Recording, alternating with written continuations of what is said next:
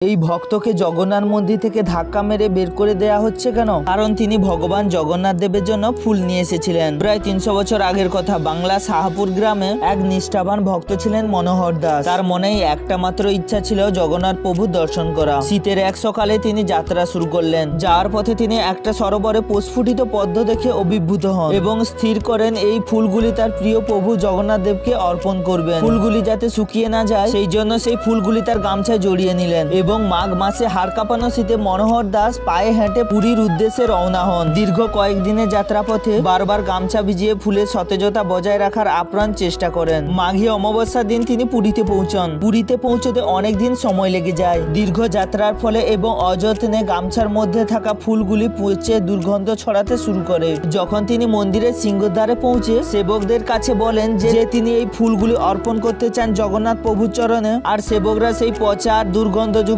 ফুল দেখে অত্যন্ত ক্রুদ্ধ হন। তারা মনোহর দাসকে ভণ্ড এবং অজ্ঞাত বলে গালিগালাজ করে এবং তাকে মারধর করে মন্দির থেকে বের করে দেন। তার নিয়ে আসা ফুলের পুটলি থেকে আবর্জনার মতন ছুঁড়ে ফেলে দেওয়া হয়। আর পরের পার্টটি দেখার জন্য ভিডিওটিকে লাইক করুন আর চ্যানেলটিকে সাবস্ক্রাইব করুন আর কমেন্টে লিখুন জয় জগন্নাথ।